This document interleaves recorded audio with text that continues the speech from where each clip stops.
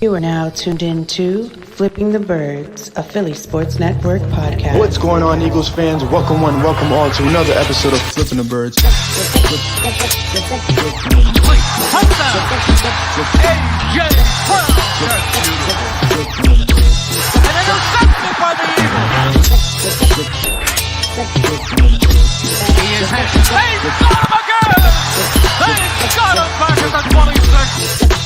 He's into the end zone. Touchdown, Eagles.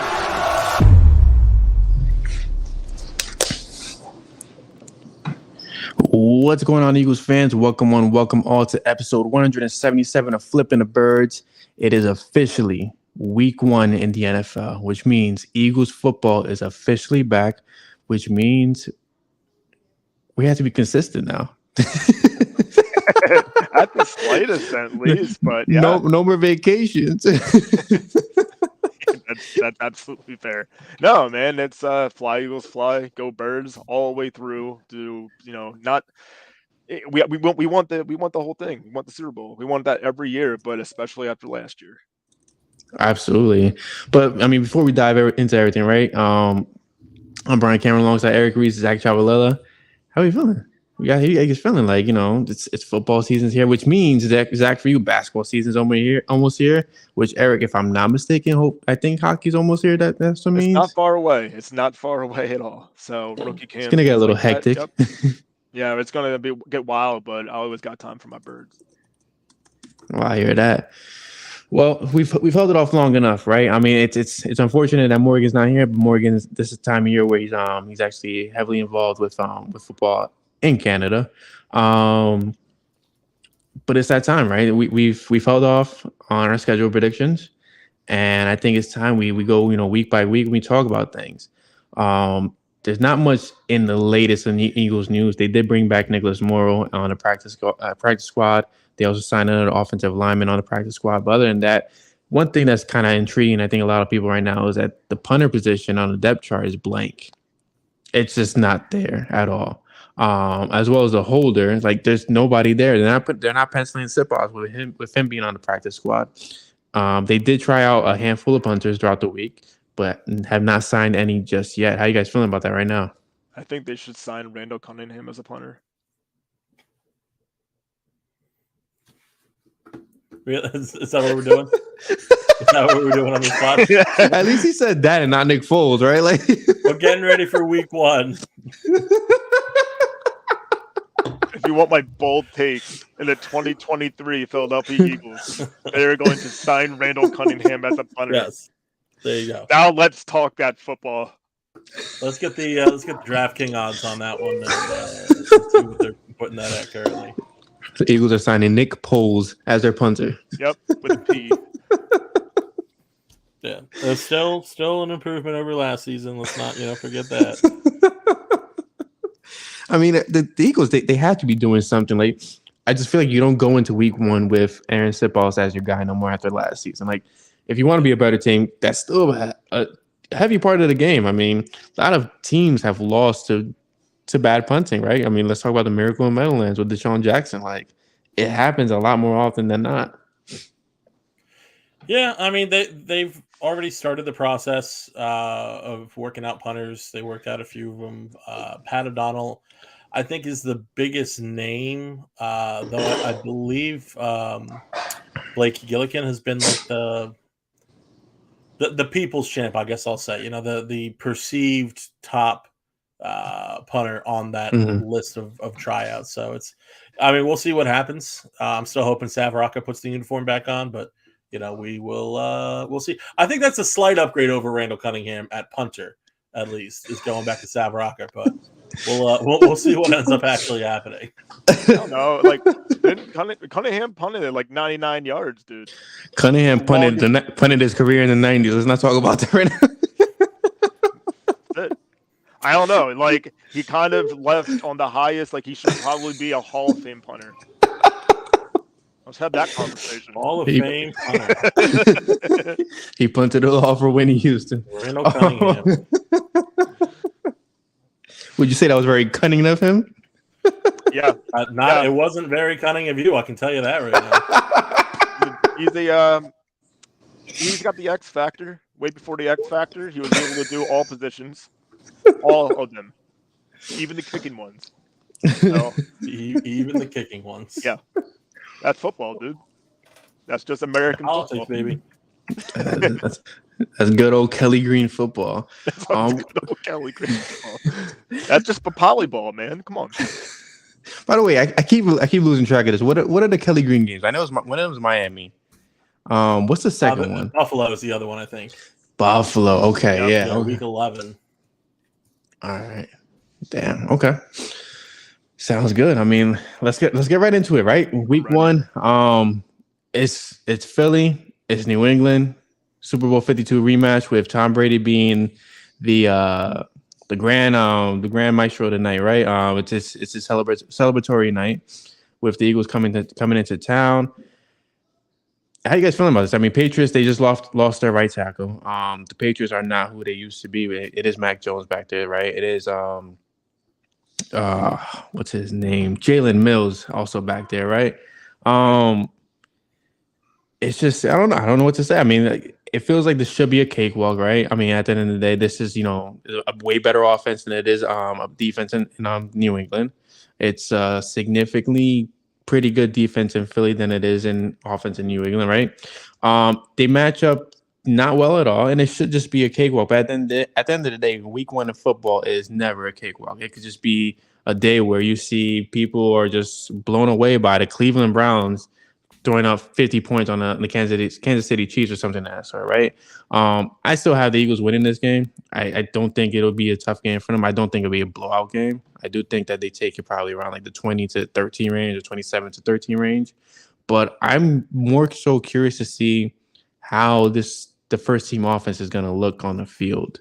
I'm curious to see DeAndre Swift and Jalen Hurts and the rust off, not going to rust off for your wide receivers as well. And like we were talking before the podcast, I mean, Quez Watkins has been nursing a bum hamstring pretty much the entire training camp. Like, do we see a lot of Quez Watkins, or are we seeing a lot more Alameda on the field? Like, I'm intrigued to see what kind of product the Eagles put on in week 1. Yeah, what kind of status will the wide receivers be in, and how often will DeAndre Swift be lined up as wide receiver, like you said before the podcast we were talking about? It's a great test. They go against a defensive kind of head coach, like Bill Belichick.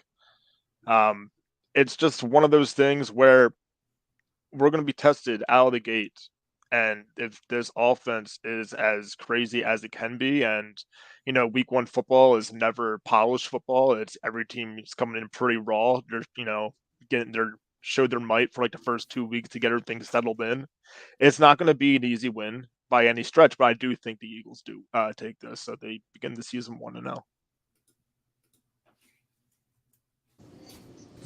All right, I'm working on our schedule right now, but all good. I do also think that they do finish the game 1-0. I think I don't even know. I think it was Albert Breer who did the story on this, but of Juju Smith-Schuster's knee, and it's a ticking really time bomb.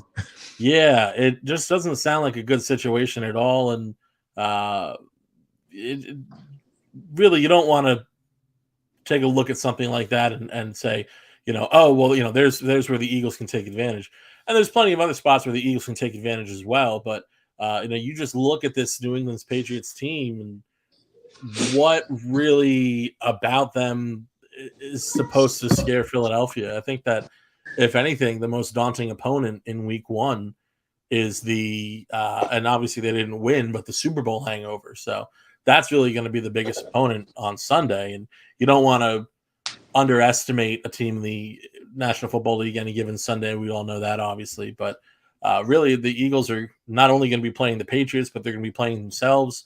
It's going to be time to see if a lot of these new pieces can fit in, how they're going to fit in, how these new rotations on the D-line are going to work.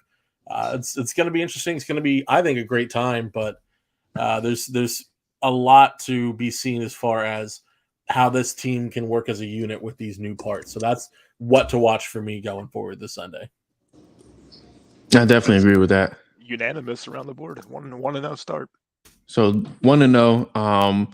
Let's get a little creative, right? I know we're limited on time today. We have a hard stop at 9, but Who's your main guy you're looking forward to seeing in week one? Like, who's the one guy that you need to stand out in week one to be like, okay, like this season is gonna be, this is gonna be this guy this season. I want to go, and it's not because there's any sort of I guess scare, but I do want to see consistency, that kind of level of greatness out of Jalen Hurts almost out of the gate to prove to everybody that he is elite, he is serious. This wasn't just a season where that's going to go away. I want to see Jalen Hurts start hot. That would be pretty awesome. But if I'm going to get a little bit more scientific than that, I want to see how the young guys look on the offensive line. So I want to check out Cam Jurgens, I think. Yeah, I think that's definitely something that's worth taking a watch at. How Jurgens is going to play is really gonna matter in the long run for Philadelphia. So I think that's definitely a huge thing to watch. I think anyone can say Jalen Hurts. Not that it isn't a good answer, but it's just that he's going to be, the quarterback position is already the position that is under more scrutiny than any position in all sports. For Jalen Hurts, he's coming off of an incredible season, one of the best Super Bowl performances we've ever seen by a quarterback. So obviously people are going to be watching Jalen Hurts, including myself. But when we're talking about the Eagles outside of Jalen Hurts, I do kind of want to say Jalen Carter, because he's just going to be so exciting to see how he plays. But I really want to see how they utilize DeAndre Swift. I think is the biggest name for me. What exactly is his role looking like? Is he taking over for Miles Sanders? Is he more of that weapon as opposed to that traditional running back? What exactly they're looking to do with DeAndre Swift in game one. So that's kind of the biggest point of intrigue for me. It's just to see how they actually roll him out and utilize him. And I think for me, that I was gonna say the same thing. You hit the nail on the head. Is Swift gonna replace Miles Sanders? Right? Like, is he gonna be? I hate to say this in this term, like, because Miles Sanders wasn't a generational running back, right? But he had a hell of a year, and he was dependable, to say the least, right? Is DeAndre Swift going to be dependable? Is he going to be healthy for the whole season? Is he going to be able to manufacture, these home run hits, as well as just manufacture just yards at the line of scrimmage? Like, you want to see these 3 or 4 or 5 yards, or break for 15. You just want to see consistency at a run game. Like, is it going to be the DeAndre Swift show, or is it going to be DeAndre Swift and Kenny Gainwell show? Are we going to see Rashad Penny that much? Like, I'm curious to see how they deploy the running backs more than anything. Yeah, I think the whole entire back situation is going to be really interesting. Kenny Gainwell is a guy that you want to see the leap in this new season for him. But again, how much opportunity is he going to have with that? All depends on what they're going to do with DeAndre Swift. And then Rashad Penny, I can't get a read on the situation, if I'm being flat honest with you. It seems as though, just on paper, he should have an expanded role with the Eagles based on past performance. That being said, you look at the rest of this running back room. Boston Scott still has a place. DeAndre Swift is the other shiny new toy in the backfield. And then Kenny Gainwell is expected to take a leap forward. There's going to be touches for all these guys, but is there going to be that next level opportunity for everybody? So the thing that I'm excited about is that's definitely going to keep every single one of those backs hungry and motivated to, really just work their butts off so they can earn as many reps as possible, as many touches as possible. So I think it's going to be a really interesting storyline to watch for the entire season. I definitely agree with that. What do you think on the defensive side of the ball? Because I think before we were getting on here, I'm actually suspiciously, for no reason, worried. And I don't know, I can't put a reason on it, except for I just think something has to slip on the starting front of corners. And I'm a little bit worried about James Bradbury. And I do think, however, there's going to be a depth guy that makes a master leap. And I have a lot of faith in Eli Ricks. So your guy's Eli Ricks, right? And I was big on this kid last year. I think Josh Jobe is my guy. Because I do think there's gonna be a drawback with the cornerbacks, right? Like, Darius Slay's not getting any younger. James Bradbury's not getting younger. I think Slay's gonna be more efficient than Bradbury this season. I think a lot of teams are gonna expose Bradbury after how he looked in the Super Bowl. But it's just, it presents an option where you can see a Eli Ricks step up, you can see a Josh Jobe step up, and you can probably see Bradbury more in the slot, with allowing one of those guys to be on the outside, which would be phenomenal because you can use Bradbury at the more close to the line of scrimmage. For me, it's definitely Josh Jobe and Sidney Brown. I'm dying to see how the safeties are going to look. Yeah, I mean, I think Sidney Brown is definitely a guy to watch as the season goes on. I don't know if he's going to nab that starting spot by week 1. That's still to be decided, it seems as though. I will say I'm not overly afraid defensively in week 1 unless there's just a total collapse stopping the run. That's the kind of the one thing to watch. I'm not too worried about the corners in week 1, but I do think that is something to watch, Eric, as the season goes on, especially not that Bradbury has given me any reason to doubt him, more so just that I think teams are really going to be keen in, kind of like Brian alluded to earlier. So how the secondary holds up as a total unit, yeah, that's going to be interesting to see. I do want to see how Reed Blankenship looks in kind of a first season of that starting role. And then other than that, it's the linebacking core. You know, there's still so many questions. Mm-hmm. I mean, you got a starter there in Zach Cunningham, who wasn't even on the team. And when, just a few weeks ago, he came in the middle of camp. Like, there are high hopes for Nakobe Dean, but can he realize those? And really just what does this kind of future look like? Obviously, the linebacking situation is in part better off by considering Hassan Reddick and Nolan Smith as part of that linebacking core, but we still really have to think about the coverage in there. And Hassan Reddick is awesome. He's fantastic. He's one of the best pass rushers that I've ever seen. I think he got better as the year went on in coverage, but he's not a coverage guy. And that's just how it is. They're just laying it out there. He's not a coverage guy. So how can this team hold up in coverage? Can Nakobe Dean get it done? Can Zach Cunningham get it done, who he's not been great historically? What is this whole unit going to look like? That's something that I think there'll be a small test on against New England, especially with the amount of short throws I'm expecting. But as the season progresses, it's definitely something I'm going to be paying close attention to. Well, it's funny you say that because I feel like the bigger test is going to come in week 2 with all these defensive players that you just mentioned. I mean, you have Nakobe Dean, who might just be prompt to cover T.J. Hawkinson. Like, the Eagles historically have not been good against tight ends because they have not been good at linebacker. Then you have Justin Jefferson, who could possibly expose the corners for who they are at this very moment early on in the season. So moving on to week 2, right? We said that we expect them to beat the Patriots.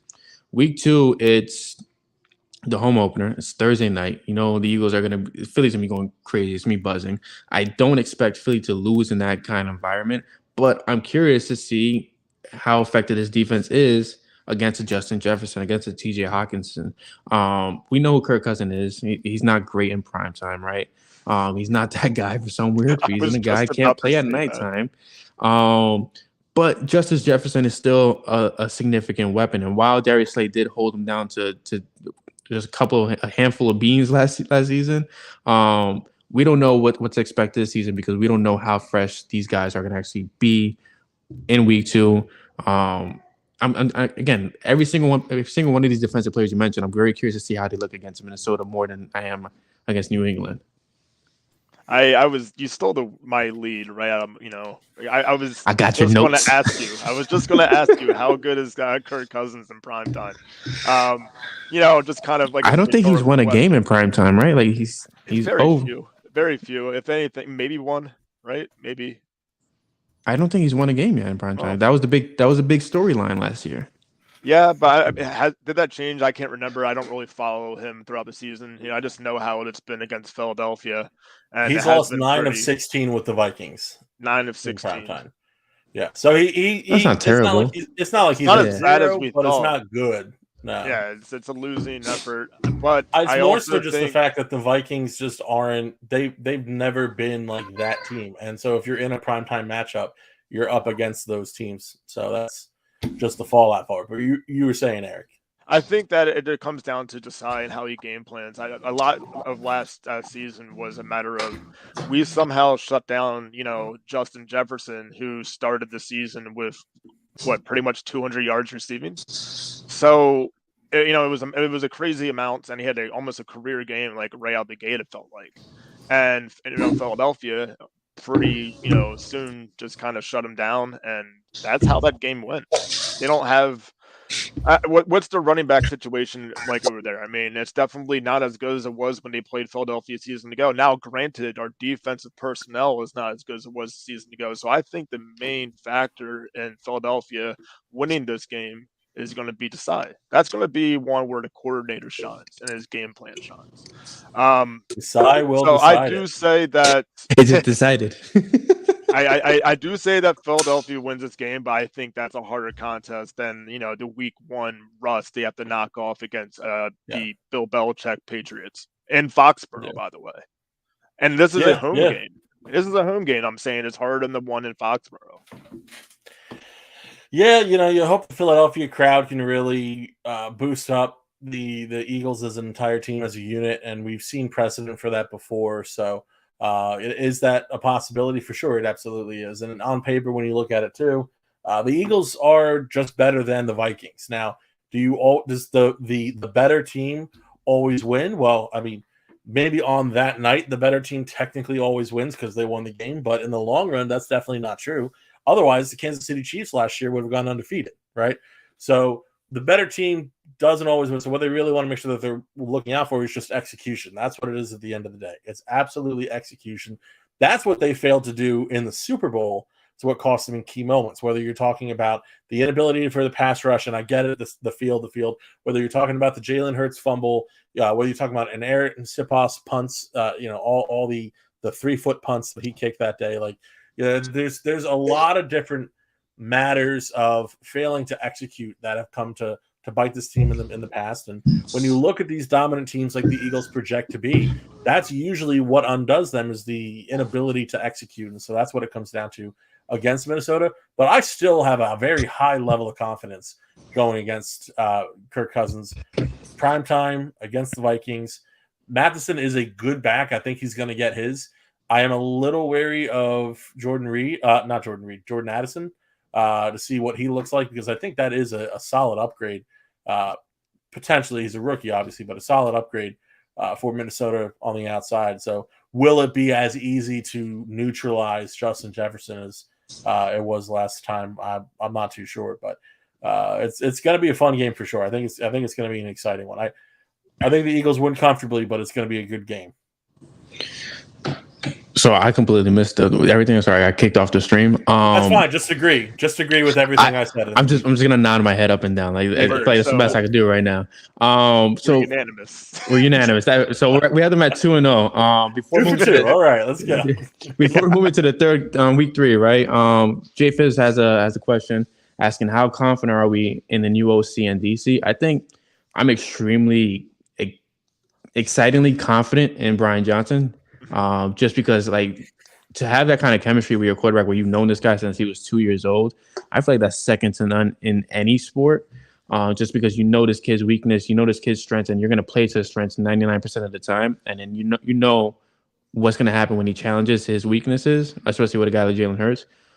Defensively, though, it's a weird place, right? Like, Desai has the weapons. Desai has everything he needs. You've heard that he's not going to be conservative, that he's going to be pretty aggressive, better than Gannon was.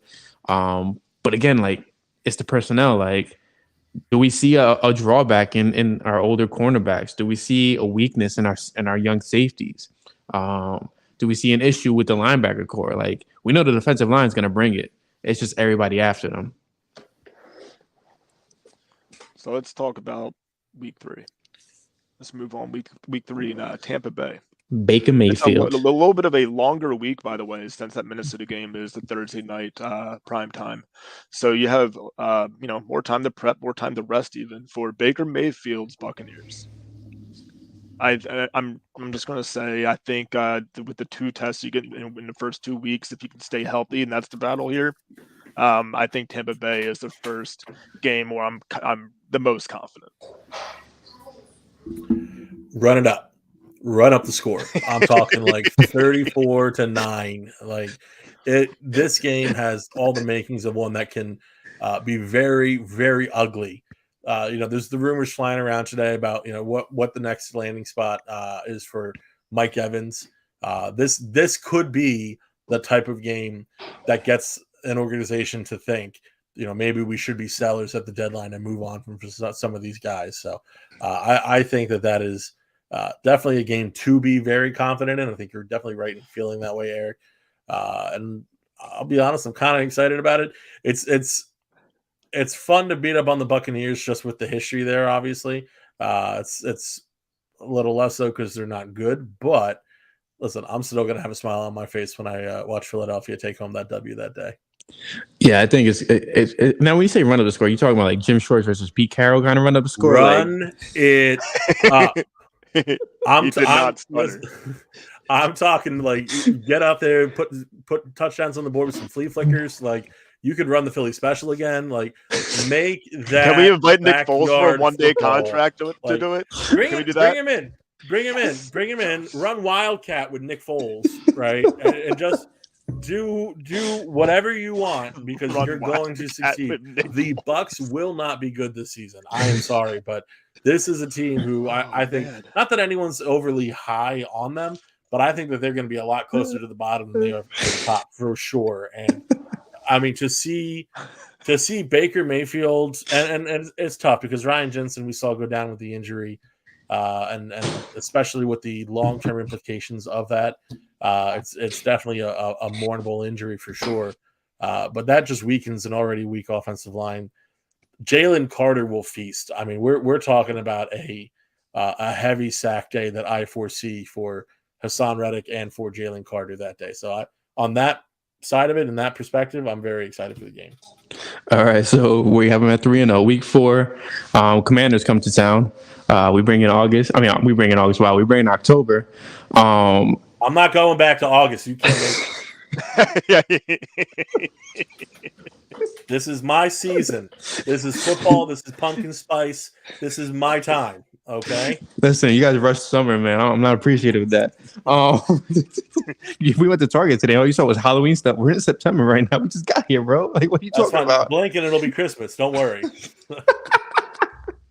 I think we can fairly say that we're confident that they take down the Commanders. I'm curious to see what the hell they have in Sam Howell.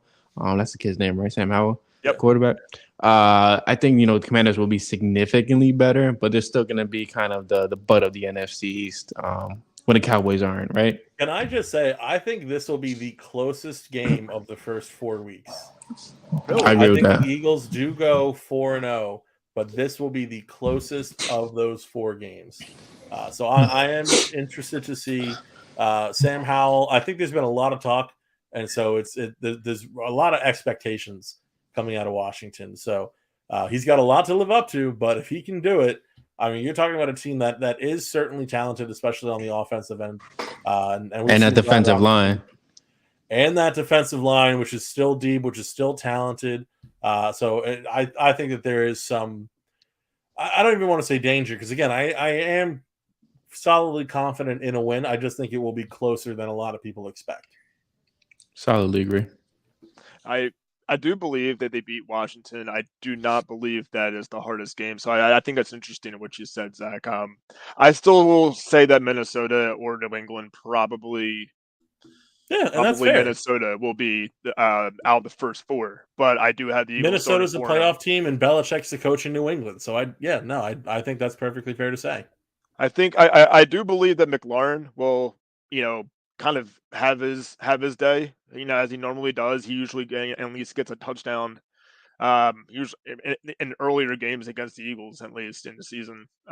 He's a talented guy. And he might make his quarterback look better than what he should be that day. But I also do believe that this is a game where you might see kind of like a trend, like maybe there's a little mini run here from Tampa Bay to Washington where the secondary actually plays well. So let's just say my theory earlier, like if Bradbury were to kind of start off rough, I think Bradbury kind of gets underneath himself here and brings himself back up. So 4-0 Eagles start. The one thing I do just want to say is that they're going to want a game plan for Antonio Gibson. That's where I kind of see the whole falling through there. But 4-0, pretty exciting stuff. Completely agree. And then the next week, during the Doug Peterson era, we were undefeated against the Rams in their home stadium. I don't see that faltering without Cooper Kupp. There's no way LA beats a lot of teams without Cooper Kupp. Let's be honest. I mean, Van Jefferson is a pretty talented wide receiver. I don't second guess that, but he's not a wide receiver one over Cooper Kupp.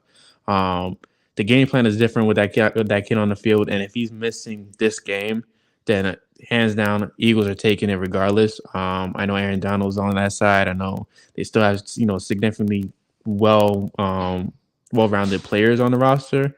But when their quarterback can't even vibe with the team after his wife just put him on blast on the podcast, I don't see the Rams being much of anything. If anything, not even better than the Bucs, honestly. I would give the Eagles 5-0 at this point. I don't think that the same arrogance is there, but that story that you were talking about the inability to connect, it always reminds me of Carson Wentz. And there was careful; those are open wounds, still, man. Careful. Listen, I get it. But when you talk about a guy who was unable to unify the locker room, which from the quarterback position is key, that's the issue that Matthew Stafford's supposedly going through as well. And by all accounts, he's a much more well-regarded guy in that locker room, but no one's particularly, or at least he's struggling to connect with a lot of his younger teammates, which the Rams are one of the younger teams in the league. Granted, that's based off of a lot of lower level draft picks. It's not like they're rolling out a bunch of first round picks out there, obviously, but even still, to not connect with such a large portion of the team is only going to spell trouble. So especially if they're without Cooper Kupp, I am not a huge Cam Akers believer. He still has plenty of time to prove me wrong, but I'm not a huge Cam Akers guy. So I'm not overly worried about him in the run game either. The defense is not as talented as it once was. I'm not overly worried about this. I think the Eagles go 5-0. I want to say that, but I also had to keep my mind that health will play a huge factor. Likewise, we're saying here, and we're seeing that Cooper Kupp is already a big reason why the Philadelphia Eagles would just out of the gate have an advantage. What happens to an area that we're thin at on the defense? What happens to somebody in offense where our receivers, even? Like, hey, Zach will laugh, but we were talking about this before we went on live too. We got OZ back there, punt returning.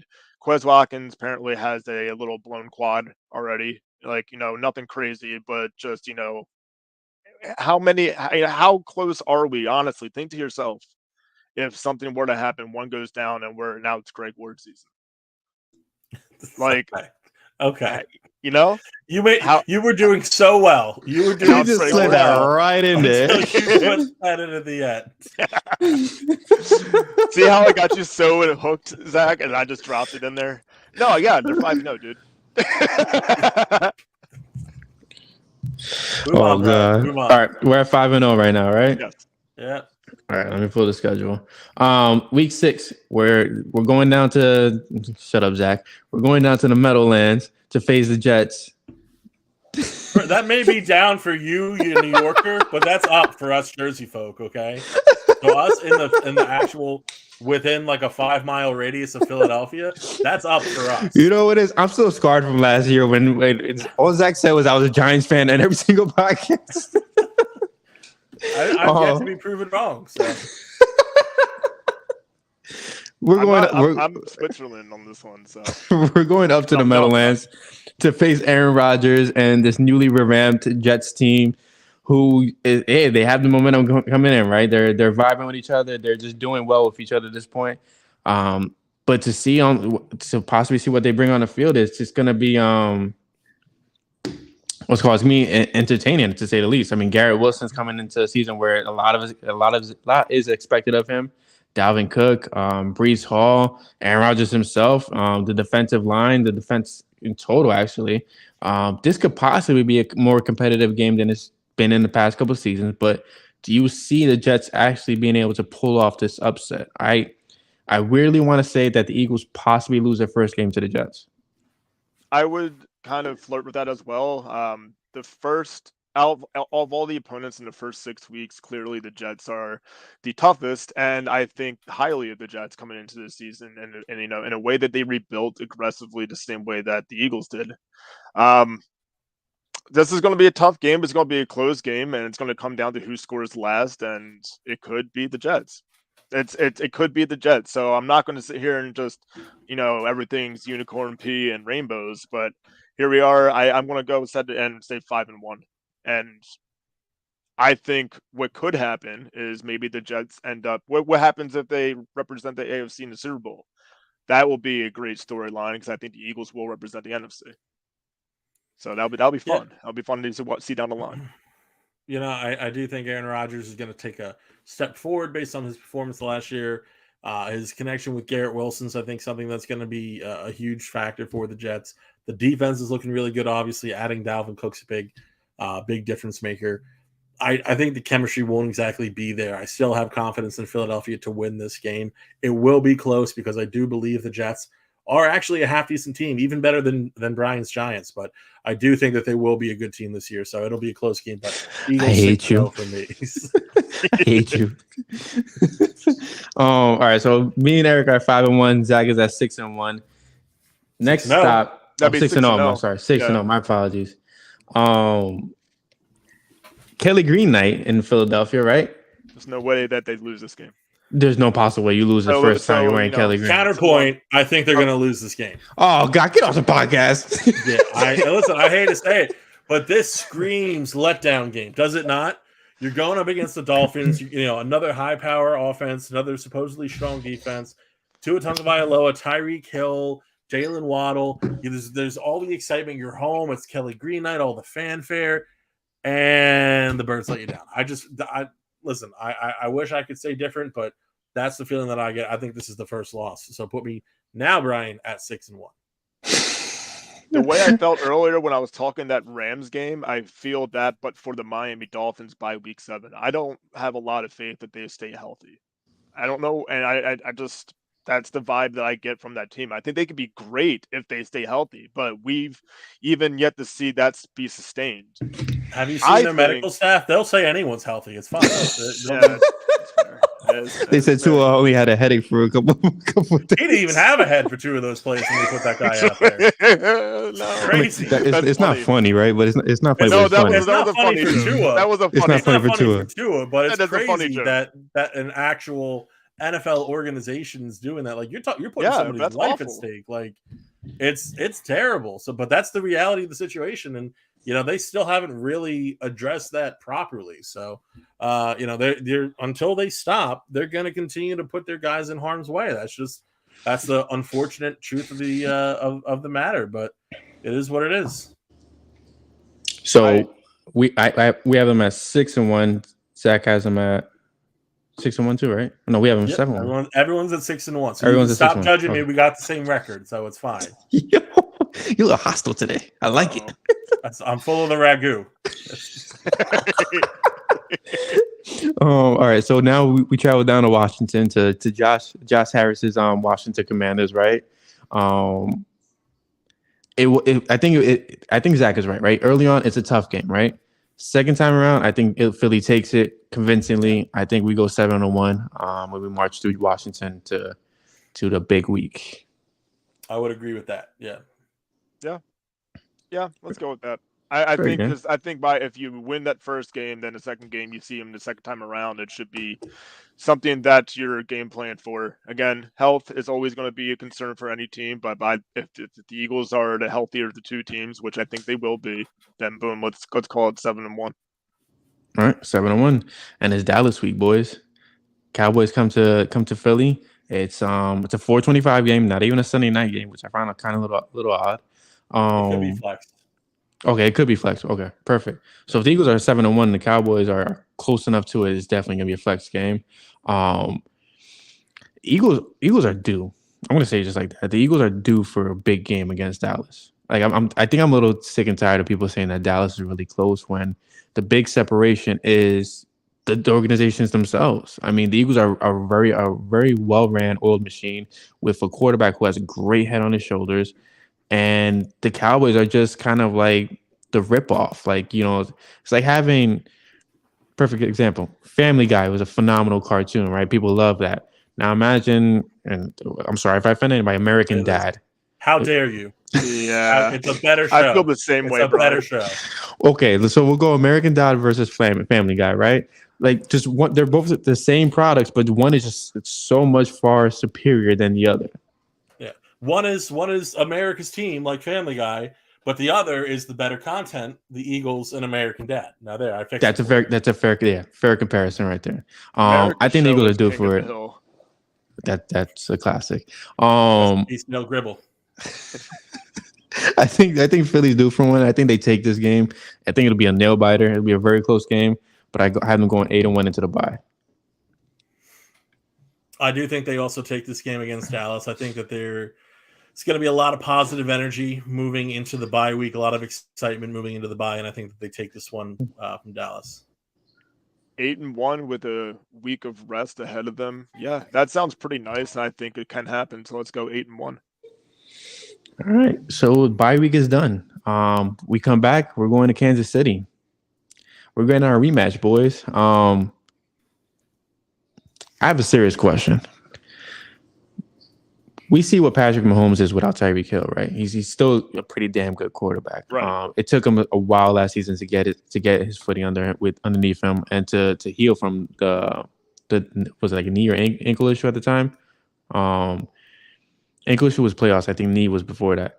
But now you have this issue where Travis Kelce could possibly be hindered from majority of the season. He could possibly miss some time a little bit with a hyperextended knee. I don't know. Like it's just I don't want to say revenge game because it's not the Super Bowl, right? Super Bowl will be the revenge game will be Super Bowl rematch. I think Philly is going to go in there with a purpose, and I think Jalen Hurts is going to have a phenomenal game in Kansas City. I think they take this game against the Kansas City Chiefs during the season. Yeah, I would want to, if they're in the Super Bowl, that's another one. I think I have it between the Jets and the Super Bowl with the AFC. I think they're a team that you need to get over that hump as well. But I think we've seen something that resembles this Chiefs team. Obviously, that's a little bit more. They're going to be a little bit more familiar than the Jets, and then that sort of sense. So I think the Eagles do get the rematch. I just really hope that we get the Jets in the Super Bowl instead, because then going by my prediction where we might lose to them, we get that rematch, and I think it tilts in the Eagles' favor. But in my mind, I will say this. They're now 9-1, but that's going to be one of those games where the team who scores last wins. This time around, I think it's going to be Philadelphia, and I think they, except for Punter, addressed pretty much the needs where they needed to get better at. Jalen Hurts has not lost after a bye week in the NFL. That's fair. It's also a fair do point. not think that will change this year. I think that Hurts is. We know that Hurts is incredibly motivated. We've all seen the wallpaper on his phone. He doesn't want to talk about it, but we've seen it. And I think that this is not them getting their revenge, because I think the team understands it's a regular season game. Mm-hmm. However, I do think that they're very anxious to put the beat down on this team. And prove a point. point. They will. Exactly. I'll take that. Okay, so that's 9-1 or I got 9-1. 10-1. Okay. All right. Buffalo Bills, who I think my Super Bowl matchup will surprise you guys, but Bills and Eagles. This is Kelly Green number 2, right at the link. Josh Allen, who's taking a back seat to Jalen Hurts in everybody's rankings. Stephon Diggs, who's apparently wants out but doesn't want out. It's just I feel like the Bills are that team that they had a wide open window, and the window slammed shut so quickly that they haven't been able to recuperate from it. But I'd weirdly give the Bills this game. I think the Eagles lose to the Bills. How dare you say the Eagles lose a Kelly Green game? You monster. How dare you? No, I hear your point, though. Like, the Bills are a really good team. And I think one thing that's key to watch is, part of the reason why their window is closing is because they haven't given Diggs any help, in the wide receiver room. And so can that change? Shame on Gabriel Davis. Listen, great boom fantasy guy, but that's about it. So yeah, they've I think been listed as one of the teams to watch for Mike Evans. That's more speculation than anything. But if they get a guy like that, around around the deadline or so, or really just any time before this game against Philadelphia. That could change so much between now and then.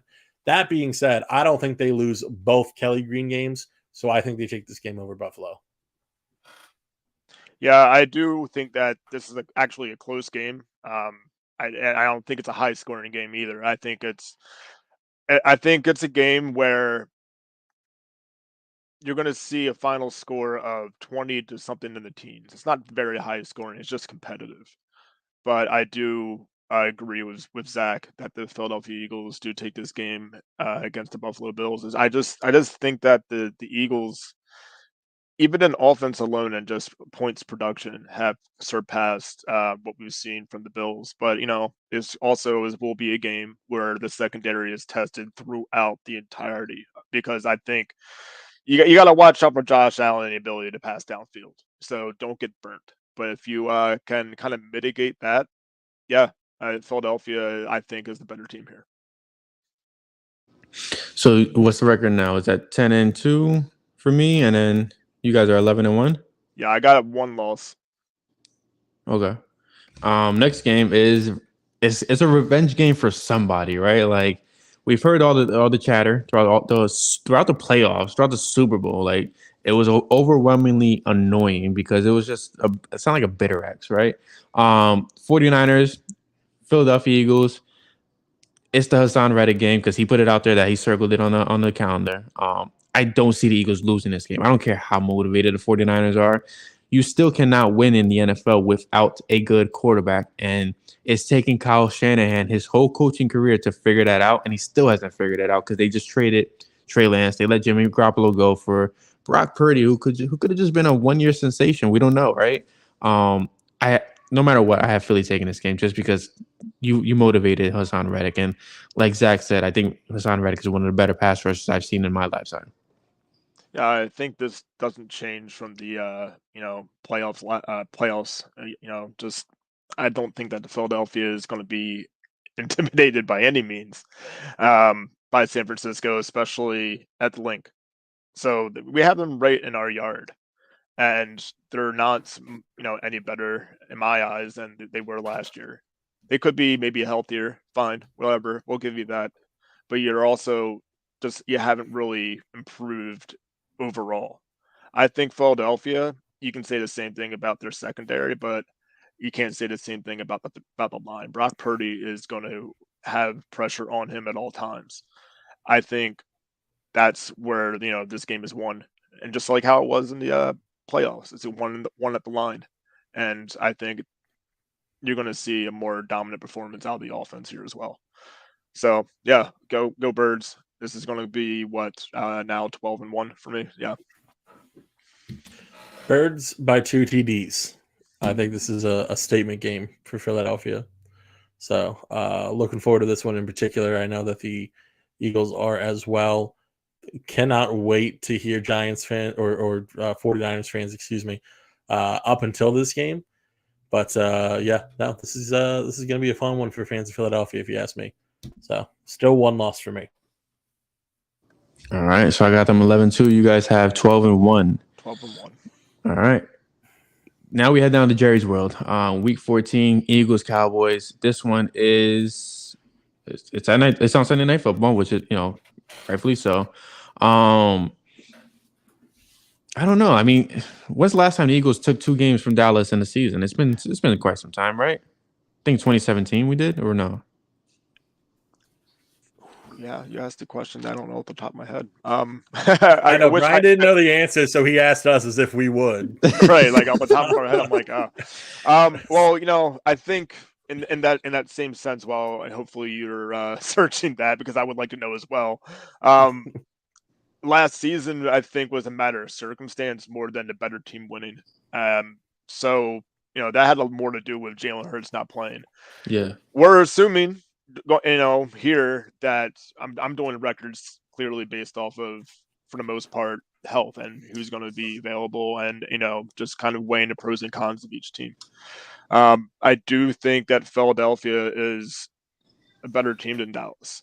I think it's a rivalry game, and it's hard to just kind of run roughshod on the NFC East, no matter how far superior you think the Eagles are against the Commanders, the Giants, and the Cowboys. So this is a game, and I think there's a possibility where the same thing can happen to the Giants. Actually, no. Based on I'll take that back on the Giants. Based on how deep it is in the season, they could just drop both. But I will say that the Cowboys, I think we split with here, so I'm going to give them the win in their on their turf, and 12-2. So to answer your question, 2011 11-2. I apologize. is the last time that the Eagles won both games. So it's been some time. So are they due? Yeah, you could certainly say so. I do think that there's just going to be. I don't think it's going to be the injury bug. I think it's just going to be a series of failing to execute. As I mentioned earlier, that's typically the biggest weakness of a team that's expected to be a juggernaut is the failing to execute. I do think they dropped this game to Dallas. So I will give this one to the Cowboys, but they will not win the game that matters. I agree with that. So I think Cowboys take this one. So I have them at 3 losses so far. You guys have them at 2. Next game is at Seattle. It's against Geno Smith and his Seahawks, and that beautiful wide receiver group that they have going on there. That mixed bag of tricks. I think Eagles still take this just because you're coming off a big loss, right? You're at this point you're fighting for first place. At this point you're fighting for ultimate supremacy in the NFC. We know Jalen is not the type to take to take a backseat on back-to-back losses. I think sorry, I'm a little distracted from the Cowboys fan in the chat. I think it was in there. Yeah, I think the Eagles take the Seattle game, and then they come back to take on the Giants. Seattle, I think, is going to be a little bit tougher than what we're talking about, but I would love to see Penny get an opportunity against his old team. Just like to really kind of, have an increased role. If we're talking 2 losses and one's happening against a rival like the Dallas Cowboys, Jalen Hurts is going to start his redemption tour through the Super Bowl, and I think it begins here with a big win in Seattle, a tough win in Seattle, another one that's not many points on the board. It's probably going to be a pretty ugly game where turnovers for both sides will happen in various ways, but I do think Philadelphia kind of sneaks out of Seattle with a win. I think this is a very tough matchup for the Eagles when you look at Seattle's offense. When you look at all the different receivers, how Geno Smith can beat you in multiple different ways. Kenneth Walker, I think, is a guy that you're really going to have to look out for. Whether he's going to be healthy by the time that we make it all the way out here, I'm not quite sure. But I do think this is going to be a close or at least a dangerous game, I should say. I do think in the end the Eagles do pull it out. Okay. So week 16, Giants and Eagles. Giants are a feel-good story, right? I mean, they have, a lot of players. Of course you'd say that. Let me finish. Let me finish. Wonder why we make these jokes? Let me finish. They're a feel-good story. They added Darren Waller. They added a lot of significant pieces, right? I just don't think they have it in Daniel Jones, and I don't think Saquon Barkley stays healthy this far into the season. I mean, you can only go as far as your best players, right? I think Eagles take this, and I don't think there's going to be an issue with it, just because you're facing a team that's not, like I said, that's built to compete, but not there. And I don't think the Giants will be there for quite some time. Yeah, so I also have it 14-2 with the Eagles taking this one from the Giants. I kind of do agree with you, Brian, about Saquon and maybe about even Daniel Jones with health. I think they're there's some cracks and crevices there that, more than one angle, if you will, where the Eagles will be able to attack and kind of take advantage of that team. And whether it's a matter of circumstance, whether both teams are healthy, I think the Eagles win this by at least 2 possessions. I think Darren Waller is going to have himself a game against Philadelphia. But I do agree. I think this is a double-digit win for the Eagles against New York. Completely agree. All right. And then week 17, Jonathan Gannon comes back on New Year's Eve to face the Eagles. I mean, we got to talk about this. There's no way the Cardinals are beating the Eagles. I do want to say one thing, and it has nothing to do with Gannon beating a team that's good. It has everything to do with Gannon being a team that already has a playoff spot. Well, how competitive will that team really, that we put on the field be? By this point, if we're talking, the records that we are, which with a bye week. So I have them at 3 losses, which is why I feel like they still got to win this game or the last game. I have them at 2. Here's the thing. I could agree with you where they do maybe have 3 losses, because I keep looking back at that, Kansas City game or even the Seattle game makes sense. So maybe it's a little bit more like that. And if it's 4 losses, then I'm taking the last 2 right here as wins, because I don't think Jalen Hurts has that room to breathe. If the NFC is going to be competitive. And you want home field advantage, and you want that first round bye. So if you want to secure all that and bring with you into the postseason, and if you were to lose, 4 games, then yeah, you're going to play this all the way through. If you are to lose 3 games, then let's just say that's the case, which I don't have my record to be that. Then you might get a competitive team against the Cardinals here. But with my record of 2 losses, I don't think that the Eagles put out a competitive team. So they're just kind of giving like a Pyrrhic win or whatever it is to Gannon. Like, Gannon can go celebrate and say that they gutted him, but it's like a preseason team. So congrats, dude. Congrats on your draft pick. I mean, I think the one thing that remains to be seen is whether or not Jonathan Gannon is still the head coach by the time that they reach. That's also week. True. Yeah, that's fair. And listen, friend of the pod, Sean Bradley, we heard his comments, obviously, sticking up for his old coach. And I think that it's interesting because when you look at what Sean Bradley was talking about, defending him as a coach, and you look at the capacity with which they've worked together in the past, it really kind of started to remind me of a little bit of Nathaniel Hackett, in a sense, kind of like a defensive version of Nathaniel Hackett. And what I mean by that is, did he do well as the defensive coordinator? Overall, yes, absolutely. Is he a good defensive coordinator? Is he a very talented coach in that regard? Yes, absolutely. That being said, is he head coach material? Listen, some guys just aren't built for it. And he hasn't coached a game as a head coach. So that still remains to be seen. He could absolutely prove all the haters wrong. And you can't just go by, one intentionally edited video and say that he's completely lost that locker room already.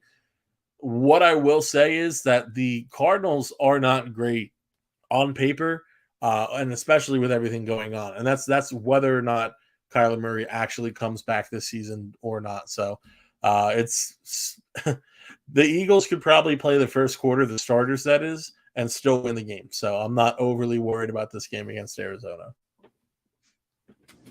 I agree. And I had them taking the last game against the Giants because I think Mariota still put a better numbers than Daniel Jones would. Where in the hell did you come up with that?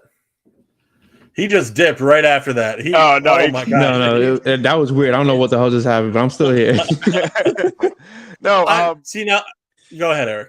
Yeah, I mean, I think the Giants win this, but in the same way that I said that the Cardinals would. It doesn't really matter. So, hey, whatever. Let's just put things out there and let's see what players, might need a little bit of a, like a tune-up before the playoffs begin. Maybe you'll see a little bit of that, but you're not going to see it the whole game.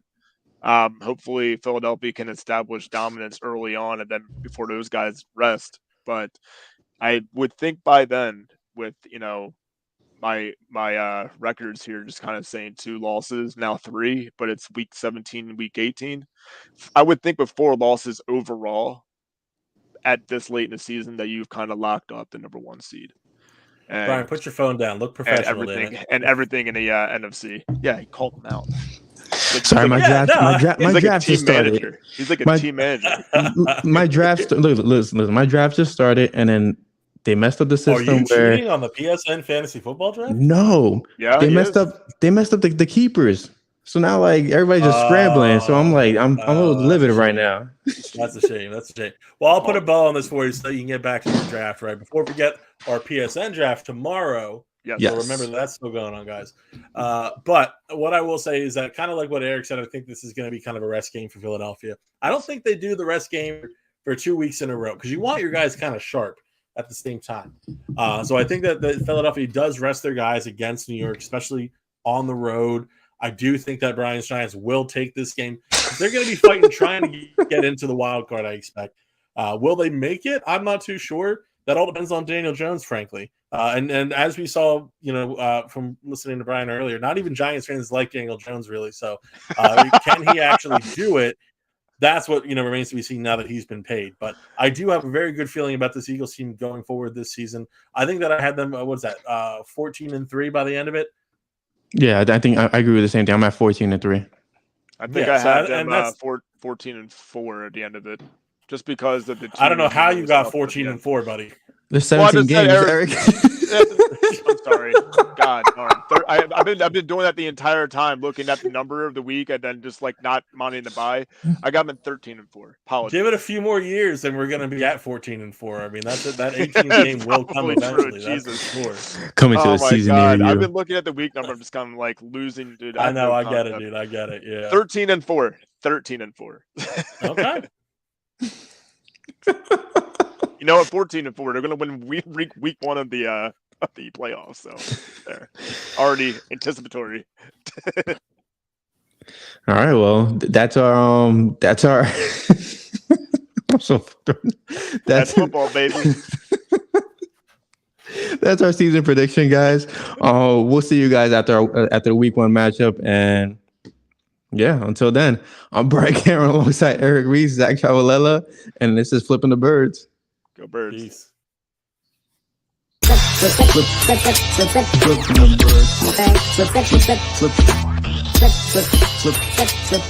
bird.